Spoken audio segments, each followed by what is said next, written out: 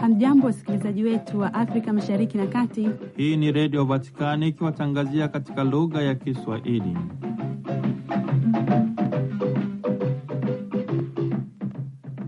Ni kwa mara nyingine tena, ndugu msikilizaji wetu wa Radio Vatikani, ninaukaribisha kusikiliza yanayojiri ndani ya viunga hivi.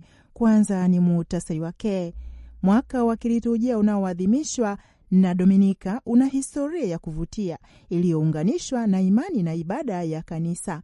Kanisa pia limeingiza katika vipindi mbalimbali vya heshima ya Bikira Maria iliyounganishwa bila kuvunjika na kazi ya mwanaye ya kuokoa. Ni katika mzunguko wa katekesi kuhusu mtaguso mkuu wa pili wa Vatican na usomaji mpya wa nyaraka Jumatano tarehe 12 Agosti 2026, ambapo Papa Leo wa 14 aliwashauri waamini misa ya Dominika ni ya msingi, hata wale wanaofanya kazi wanapaswa kujaribu kushiriki. Na mara baada ya katekesi yake Agosti 12, mawazo ya Papa Leo wa 14 yaliwaelekea waathiriwa wa tetemeko kali la ardhi lililosababisha vifo vya mamia ya watu na uharibifu mkubwa wa vifaa. Kupitia ofisi ya misaada ya Papa iliwasilisha moja kwa moja ubalozi wa Papa na baraza la maaskofu mchango wa haraka ili kusaidia majimbo yaliyoathiriwa zaidi nchini Colombia. Papa Leo alitoa salamu zake za rambirambi kwa wote walioathiriwa na tetemeko la ardhi katika nchi ya Amerika Kusini nchini Colombia. Katika telegramu hiyo iliyosainiwa na katibu mkuu wa Vatikani Kardinali Pietro Parolini, Papa aliwahakikishia sala zake kwa ajili ya marehemu na alitoa shukrani zake kwa wote wanaookoa, akiwaombea watu wote wa Colombia zawadi ya tumaini la Kikristo. Habari na nyingine utapata kuzisikiliza tulizokuandalia. Ni Angelo Ezaula anakukaribisha. Cari fratelli e sorelle, il quinto capitolo della Costituzione conciliare Sacro Sanctum Concilium è dedicato all'anno liturgico, tema sul quale oggi vogliamo soffermarci. Mwaka wa kiliturujia lazima ueleweke kama uhalisia wa kudumu wa kazi ya wokovu ambayo Kristo anaitimiza katika historia. Kupitia mzunguko huu wa kidunia, kanisa linabaki katika uhusiano na tendo la ukombozi la Bwana ili waamini wote wajazwe na neema yake. Haya yamo katika mzunguko wa katekesi unaojikita na mtaguso mkuu wa pili wa Vatikani na usomaji mpya wa nyaraka zake, ambapo Baba Mtakatifu Leo wa 14 Jumatano tarehe 12 Agosti 2026 akiwa katika kanisa kuu la Mtakatifu Petro mjini Vatikani kwa waamini na mahujaji waliofika, aliendelea na sura ya 5 ya katiba ya mtaguso wa Sacrosanctum Concilium kuhusu mada ya mwaka wa kiliturujia kwamba ni ya thamani sana katika maisha ya kila mwamini. Awali ya yote ni muhimu kukumbuka kwamba namna hii ya kuelezea mzunguko wa sikukuu za Kikristo kama mwaka wa kiliturujia ilieneza lugha ya kikanisa. Shukrani kwa kazi ya mtumishi wa Mungu Abati Prosper Gueranje. Katika waraka wa Mediator Dei, Papa Pio wa 12 anathibitisha kuwa huu sio uwakilishi baridi na usio na uhalisia wa kweli ambao ni wa zamani au kumbukumbu rahisi ya ukweli kutoka katika nyakati zingine. Mwaka wa kiliturujia badala yake ni Kristo mwenyewe ambaye anaishi daima katika kanisa lake na ambaye anaendeleza njia ya huruma kubwa iliyoanzishwa naye katika maisha haya ya kibinadamu kwa lengo la kuziunganisha roho za wanadamu na mafumbo yake, mafumbo ambayo yapo na yanatenda kazi kila wakati. Kwa hivyo mwaka wa kiliturujia lazima ueleweke kama uhalisia wa kudumu wa kazi ya uokovu ambayo Kristo anaitimiza katika historia. Kupitia mzunguko huu wa kidunia, kanisa linabaki katikati ya uhusiano na tendo la ukombozi la Bwana ili waamini wote wajazwe neema yake, Papa Leo alisisitiza. Aidha, aliongeza kusema kwamba kukutana na Yesu aliyekufa na kufufuka kwa ajili yetu ndilo lengo ambalo kanisa hufuata kila wakati, likiweka sherehe ya tukio la Pasaka katikati ya kila wakati. Kwa sababu hiyo, Papa Leo alibainisha kwamba mababa wa mtaguso waliona Dominika, siku ya kwanza ya sikukuu, kuwa msingi na kiini cha mwaka wa kiliturujia. Tazama Sacrosanctum kifungu cha 106. Katika lugha kadhaa za kisasa, jina lake linathibitisha kuwa ni Dies Domini, yani siku ya Bwana. Hata katika lugha zile ambapo marejeo ya siku ya jua, yani Dominika, yameshinda uhusiano na Kristo, inaweza kuonekana yeye ndiye jua la haki, la kweli, linalomwangazia kila mtu.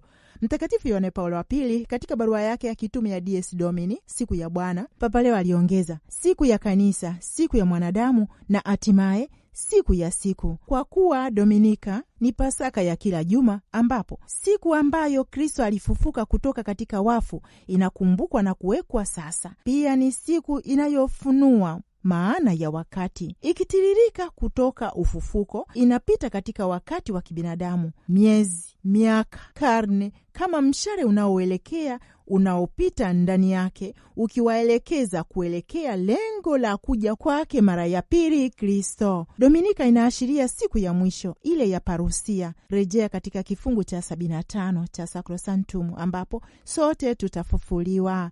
Ndugu mpendwa msikilizaji wa Radio Vatikani, Baba Mtakatifu Leo wa 14 aliendelea kusema kuwa ili kutakasa Dominika ni muhimu kuadhimisha misa, kusikiliza neno na kushiriki katika mwili wa Kristo. Kunahusisha, kulingana na mababa wa Mtaguso, kusanyiko la waamini, yaani kusanyiko la sherehe ya waamini.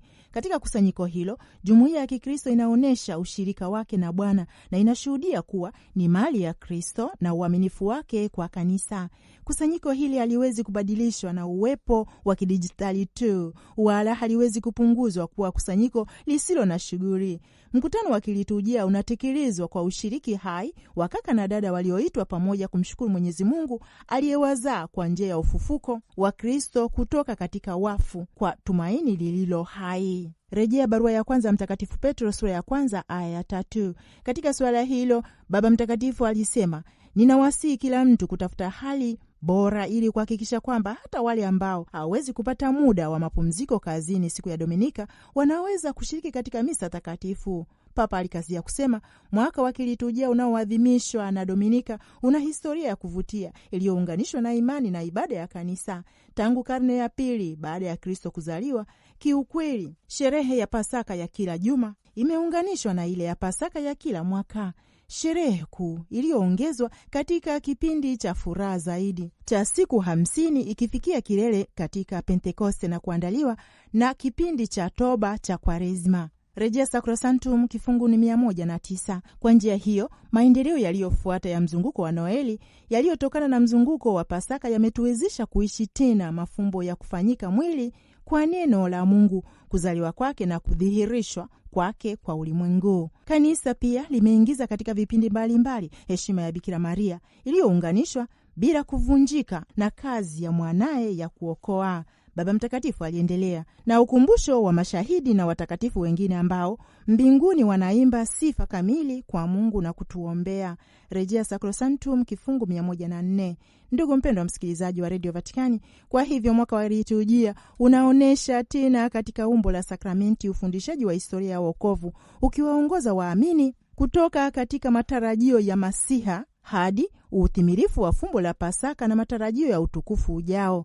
Ndani yake kanisa linaadhimisha ukweli wa wokovu wa fumbo la Kristo, likiwaruhusu waamini kushiriki kwa undani zaidi. Kwa kuhitimisha, Papa Leo wa 14 alisema, kwa sababu hiyo mwaka wa kiliturujia unaunda kanuni yenye msukumo na mfumo muhimu kwa ajili ya matendo yote ya kichungaji. Papa Leo alihitimisha, Deseo expresar mi cercanía a las hermanas y hermanos colombianos que sufrieron los efectos del reciente terremoto que causó numerosas víctimas y heridos, así como grandes daños materiales. Ndugu mpendwa msikilizaji wa Radio Vatikani, mwishoni mwa salamu zake kwa waamini wanaozungumza lugha ya Kihispania mara tu baada ya katekesi yake Jumatano tarehe 12 Agosti 2026, Baba Mtakatifu Leo wa 14 alionyesha tena ukaribu wake na kaka na dada zetu wa Colombia ambao wameteseka kutokana na tetemeko la ardhi la hivi karibuni tarehe 10 Agosti 2026 ambalo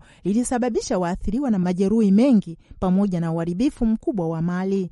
Huku akimwomba Bwana kwa ajili ya mapumziko ya milele ya marehemu wote, Papa Leo wa 14 pia alihakikisha sala zake kwa ajili ya familia za marehemu na wale wote wanaopambania maisha yao na kwa wote walioathiriwa na mkasa huu. Kwa kuongezea, alisema, ninatoa shukurani zangu kwa wale wote wanaofanya kazi katika shughuli za kutoa misaada na kuwasaidia waathiriwa. Hata hivyo, ndugu msikilizaji, ukaribu wa Papa unachukua umbo la nyenzo na mgao wa kwanza wa haraka wa fedha zilizotumwa na Papa mwenyewe kupitia Baraza la Kipapa la Huduma ya Upendo, ofisi ya misaada ya kitume. Fedha hizo zitatengwa kwa majimbo yaliyoathiriwa na tetemeko la ardhi kutokana na mawasiliano ya mara kwa mara ya mwenyekiti wa baraza hilo na balozi wa Vatican nchini Colombia pamoja na baraza la maaskofu mahalia. Kuhusiana na hilo, katika telegramu iliyosainiwa na katibu mkuu wa Vatikani Kardinali Pietro Parolini, Baba Mtakatifu Leo wa 14 alionyesha huzuni wake mkubwa kutokana na habari za tetemeko la ardhi la ukubwa wa kipimo cha 7.4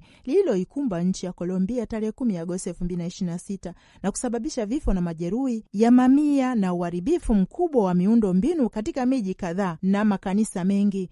Papa pia aliwahakikishia sala kwa ajili ya marehemu na kwa ajili ya kupona haraka kwa wale wote walioathiriwa na msiba huo. Vilevile kupitia Askofu Mkuu Francisco Javier Munera Correa wa jimbo kuu la Cartagena na rais wa baraza la maaskofu nchini Colombia, ambaye ujumbe huo ulielekezwa kwake, Papa Leo wa 14 alitoa rambirambi zake za dhati kwa familia zote zinazoomboleza kutokana na kupoteza wapendwa wao, na alielezea ukaribu wake wa kiroho na shukurani kwa wale wote ambao kwa sasa wanajitolea kwa ukarimu na wanashiriki katika shughuli za utafutaji, uokoaji na usaidizi kwa wale wote walioathiriwa. Mwishoni mwa telegramu yake, askofu wa Roma kupitia maombezi ya Mama wa Mungu aliomba kumiminwa kwa nguvu za kiroho na tumaini la Kikristo kwa watu wote wa Colombia na kuwapatia baraka zake za kitume.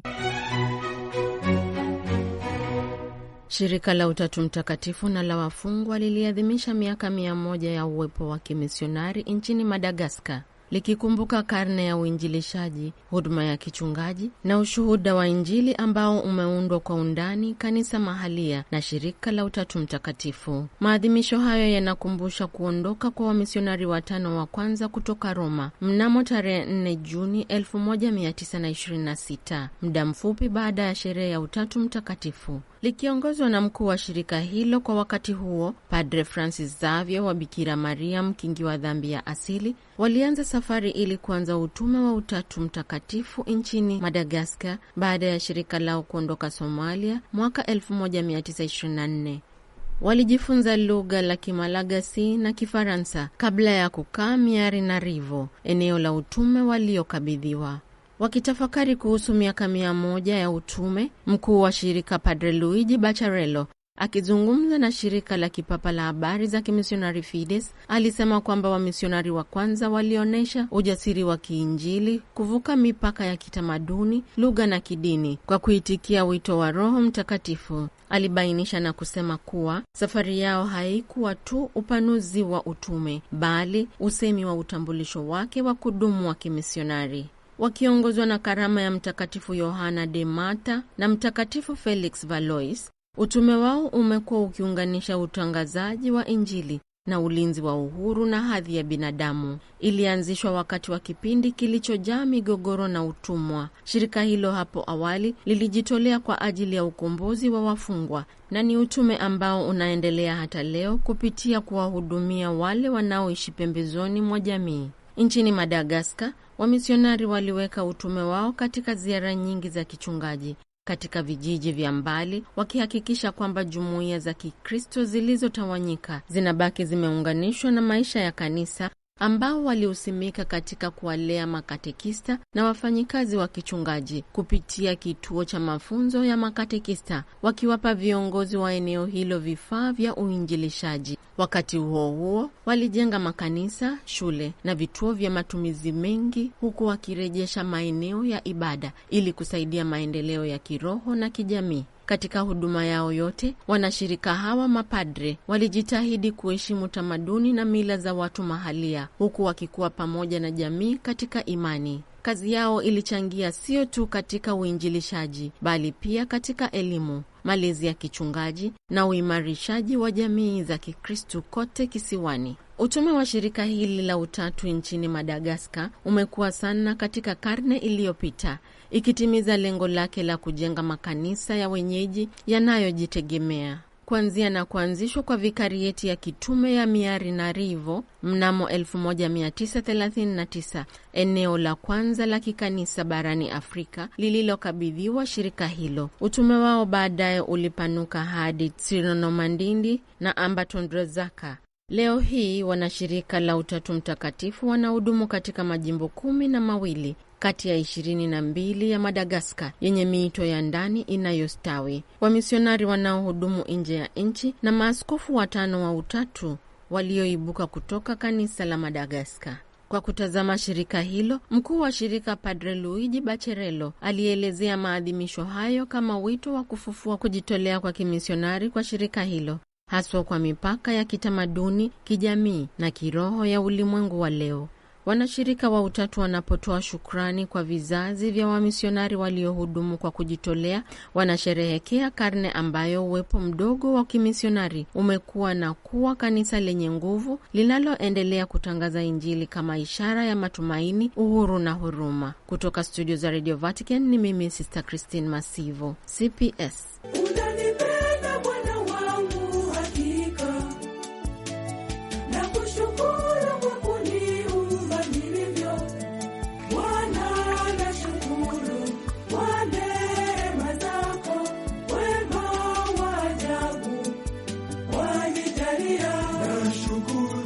Ndugu mpendwa msikilizaji wa Radio Vatikani, ninakukaribisha katika makala yetu ya kuwasomea vifungu vya waraka wa kwanza wa kitume wa Papa Leo wa 14 wa Magnificat Humanitas, yani ubinadamu wa ajabu, kuhusu kuhifadhi utu wa mwanadamu katika enzi ya teknolojia ya akili unde. Kama tunavyoona, wasiwasi wa mapapa wote wamekuwa wakitembea na watu wake. Baba Mtakatifu Leo wa 14 katika waraka huu wa Magnificat Humanitas anakumbusha kwamba katika barua ya Octogesima Advenies iliyoandikwa katika fursa ya miaka 80 ya waraka wa kitume wa Rerum Novarum, Papa Paulo wa Sita alitumia mtazamo huu kwa jamii ya baada ya viwanda inayoonyesha na ukuaji wa miji na aina mpya za umaskini na mabadiliko ya haraka ya kiutamaduni ambayo yalitia shaka mstakabali wa watu binafsi na jamii. Papa Paulo wa Sita aliamini kwamba ingawa Injili ilitangazwa, imeandikwa na kuishi katika muktadha wa kihistoria na kiutamaduni tofauti sana na wetu, ujumbe wake haukuwa wa kizamani. Badala yake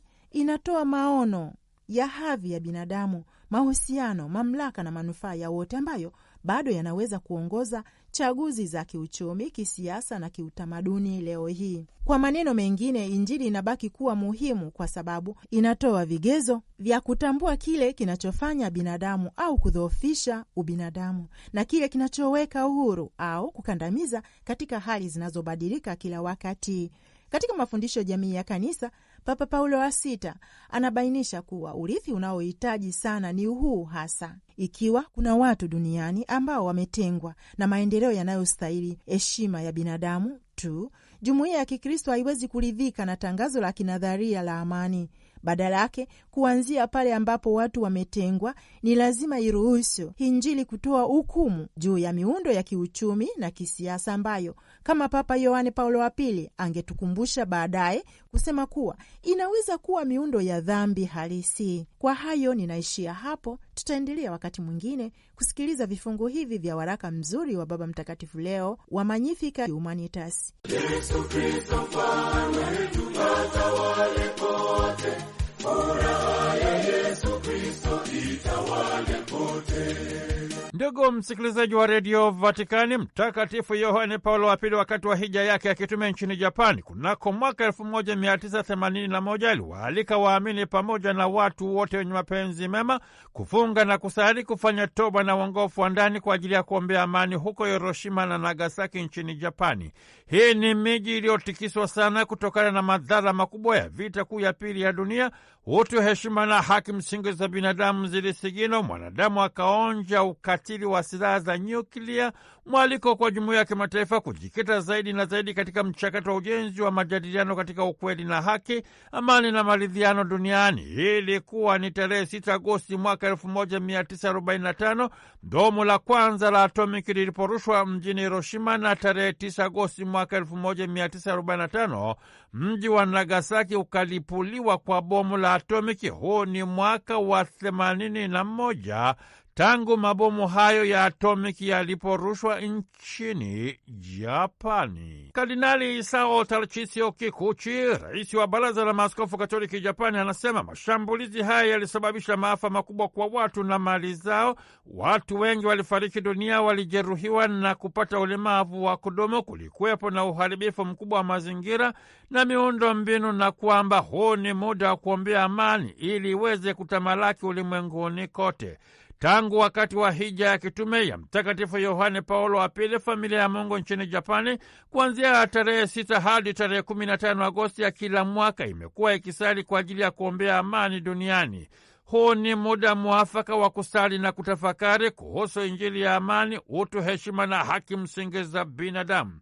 Majadiliano katika ukweli na uwazi yasaidie kulinda na kudumisha misingi ya haki na amani. Ndugu msikilizaji wa redio Vatikani, ujumbe wa Baba Mtakatifu Leo wa 14 katika maadhimisho ya siku ya 59 ya kuombea amani duniani tarehe mosi Januari mwaka 2026 ulinogeshwa na kauli mbiu amani iwe nanyi nyote, kuelekea amani isiyo na silaha na inayopokonya silaha. Ikumbukwe kwamba kauli mbiu inayonogesha ujumbe wa Baba Mtakatifu Leo wa 14 katika maadhimisho ya siku ya 60 ya kuombea amani duniani kwa mwaka 2027 ni regeza teknolojia, imarisha amani, siasa kama wajibu wa kinga. Itakumbukwa kwamba tarehe 20 Septemba mwaka 2017 Vatikani iliridhia mkataba wa kimataifa unaopiga rufuku utengenezaji, ulimbikizaji na matumizi ya silaha za nyuklia.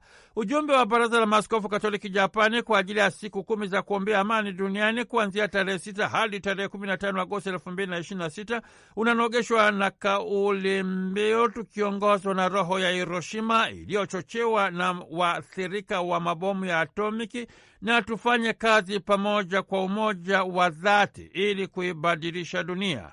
Baraza la Maaskofu Katoliki Japani kwa nyakati mbalimbali limekuwa likitoa ujumbe kwa ajili ya kumbukizi ya vita kuu ya pili ya dunia.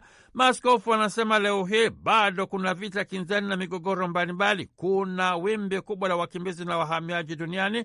Kuna vita baridi inayoendelea kati ya China na Marekani, Marekani na Irani, hali inayodhoofisha mahusiano na mafungamano ya jumuiya ya kimataifa katika masuala ya kisiasa, kiuchumi na kitamaduni. Baraza la Maaskofu Katoliki Japani linawahamasisha wadau katika migogoro hii kujikita katika majadiliano yanayosimikwa katika ukweli na uwazi kwa ajili ya ustawi, maendeleo na mafao ya wengi.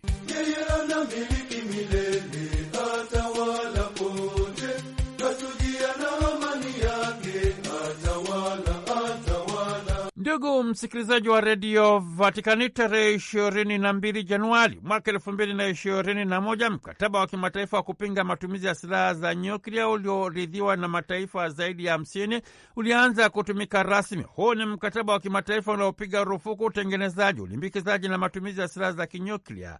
Hii inatokana na ukweli kwamba matumizi ya silaha hizi hayana macho wala pazia na wala hayawezi kuchagua wala kubagua. Katika kipindi kifupi tu matumizi ya silaha hizi yanaweza kusababisha maafa makubwa na yatakayodumu kwa muda mrefu kwa binadamu na mazingira yake. Wachambuzi wa masuala ya mikataba ya kimataifa wanakiri kwamba mkataba huu ni dhaifu sana, kwani bado kuna idadi kubwa ya mataifa hayajaridhia, changamoto na mwaliko kwa nchi ambazo bado hazijaridhia kufanya hivyo haraka iwezekanavyo, kwani silaha za maangamizi zinatishia usalama na amani duniani. Myanmar, Afghanistan na maeneo mengine duniani bado kuna uvunjwaji wa haki msingi za binadamu, na kwamba amani inayoonekana kana kwamba iko mbali. Utu, heshima na haki msingi za binadamu zinapaswa kulindwa na kudumishwa badala ya kusingizia usalama wa taifa na ustawi wa nchi husika. Ndugu msikilizaji wa redio Vatikani, Baba Mtakatifu Francisco alipotembelea Japani mwezi Novemba mwaka 2019 alikazia pamoja na mambo mengine umuhimu wa kulinda na kudumisha misingi ya haki na amani. Aliwataka vijana wa kizazi kipya kujisadaka bila ya kujibakiza kwa ajili ya kutafuta na kudumisha amani. Rasilimali fedha inayotumika kwa ajili ya kutengeneza, kuboresha na kuhifadhi na hatimaye kuuza silaha za maangamizi, nyuma yake kuna kilio cha watoto na familia nyingi duniani. Watu wanatamani amani ya kudumu ili kuondokana na vitisho vya silaha za maangamizi, na kwamba hii ni changamoto inayowahusisha watu wote kwa kujenga na kudumisha utamaduni wa kuaminiana na wala si katika tabia ya kupimana nguvu. Kuna haja ya kudhibiti biashara ya silaha kimataifa na maendeleo makubwa ya teknolojia kuhusu masuala ya kijeshi. Hii ni dharura inayohitaji kushughulikiwa na viongozi wote wa jumuiya ya kimataifa. Ndugu msikilizaji wa redio Vatikani, waraka wa kitume wa Baba Mtakatifu Francisco Fratelli Tutti, yaani wote ni ndugu, kuhusu udugu na urafiki wa kijamii, unagusia kwa namna pekee kuhusu magonjwa jamii na changamoto zake katika ulimwengu mambo leo. Msamaria mwema anawekwa mbele ya walimwengu kama ni mfano bora wa kuigwa katika kutangaza na kushuhudia Injili ya upendo kwa maskini. Baba Mtakatifu Francisco anakazia maisha ya kiroho, mshikamano wa kidogo, utu, heshima na haki msingi za binadamu, changamoto ya wimbi kubwa la wakimbizi na wahamiaji duniani, utawala bora, ushirikiano na mshikamano katika kukabiliana na changamoto mamboleo ni mambo yanayopaswa kupewa kipaumbele cha pekee. Baba Mtakatifu Francisco anagusia kuhusu siasa safi kwa ajili ya huduma kwa jamii, maendeleo, ustawi na mafao ya wengi, utu, haki msingi za binadamu na umuhimu wa kufanya mageuzi makubwa kwenye Umoja wa Mataifa ili kweli uweze kuwa ni familia ya binadamu. Baraza la Maaskofu Katoliki Japani linakaza kusema jumuiya ya kimataifa haina budi kusimama kidete kulinda, kutetea na kudumisha Injili ya uhai dhidi ya utamaduni wa kifo, sanjali na utunzaji bora wa mazingira, nyumba ya wote. Ni katika kulinda na kudumisha uhai wa kila kiumbe hapo amani inaweza kuundwa na kudumishwa kikamilifu. Baba Mtakatifu Francisco anakaza kusema dunia bila kuwa na silaha za kinyuklia inawezekana kabisa, na ni muhimu sana, na kwamba silaha hizi za maangamizi kamwe haziwezi kuwasaidia viongozi wa jumuiya ya kimataifa kuwa na uhakika wa usalama wa raia na mali zao kitaifa na kimataifa. Kumbe kuna haja ya kufanya upembuzi yakinifu kuhusu madhara yake katika maisha ya watu sanjari na mazingira kwa kuondoa hofu ya nyuklia. Baraza la Maaskofu Katoliki Japani linasema amani ni safari ya matumaini, mwaliko kwa wananchi wa Japani kuendelea kuwajibika kulinda na kudumisha amani, umoja, mshikamano na udugu wa kibinadamu unaofumbatwa majadiliano katika ukweli na wazi. Maaskofu wanawataka watu wa Mungu nchini Japani kuwa kweli ni mashuhuda na vyombo vya amani, ili amani ya Kristo yamue mioyoni mwao. Umefika wakati wa kusikiliza na kujibu kilio cha maskini kutoka sehemu mbalimbali za dunia kwa kujenga na kuimarisha utamaduni wa majadiliano, toba na uongofu wa ndani, ili utamaduni wa uhai, upatanisho na udugu wa kibinadamu viweze kutawala katika akili na nyoyo za watu. Ndugu msikilizaji wa redio Vatikani, kukunogeshea kumbukizi ya miaka 81 tangu miji ya Hiroshima na Nagasaki ilipolipuliwa, kutoka studio za redio Vatikani kama kawa ni mtoto wa mkulima, Padri Richard Mjigwa.